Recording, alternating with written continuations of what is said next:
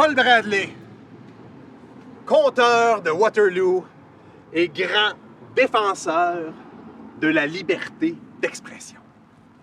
Pour pas dire la liberté des expressions.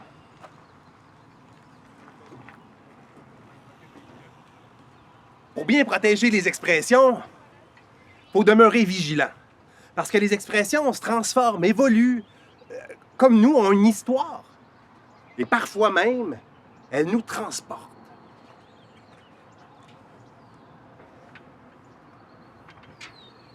S'il y a une expression qui a bien vieilli, je trouve, c'est « lâche ton fou ». Tu sais, on l'utilise à toutes les sauces, là. Par exemple, vas-y, mets des bas 2 couleurs différentes, lâche ton fou.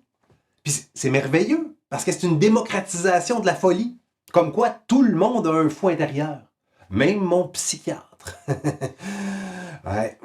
Mais, en même temps, c'est pas fou de parler plus souvent de santé mentale. Je veux dire, à quelque part, on a tous un germe de folie qui demande juste à s'exprimer.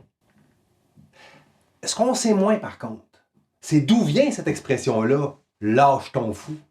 Il a fallu que je fasse des recherches, que je consulte des livres savants, là, à commencer par le dictionnaire des proverbes et dictons. J'ai été jusqu'au précis québécois des expressions. Et c'est là que j'ai trouvé, dans un sous-sol de bibliothèque, un livre rare. Et dans le livre rare, il y a une explication. Une explication particulière qui nous dit que, en fait, l'expression « lâche ton fou » serait née d'une erreur de traduction. Ni plus ni moins. En fait, l'expression originale, c'était « lèche ton fou ». Je sais, ça a l'air un peu bizarre. C'est que il y avait un joueur d'échecs qui avait un style particulier. Lui, ce qu'il faisait, c'est qu'il protégeait toujours ses fous plutôt que sa reine. Fait va sans dire qu'il perdait souvent. Et quand il perdait, eh bien, il y avait un tic nerveux. Vers la fin de la partie, il ramassait son fou, puis il léchait.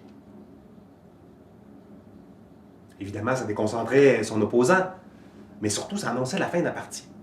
Et comme il perdait tout le temps, il se sentait mal après, donc il payait une tournée pour qu'on oublie son tic nerveux, qu'on oublie la partie.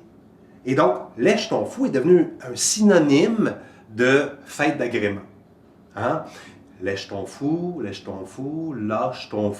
À cause de la boisson, ça a viré un peu. Et on a l'explication de l'expression. Le glissement étymologique s'est produit pendant les années folles. Certains diront que c'est une histoire de fou.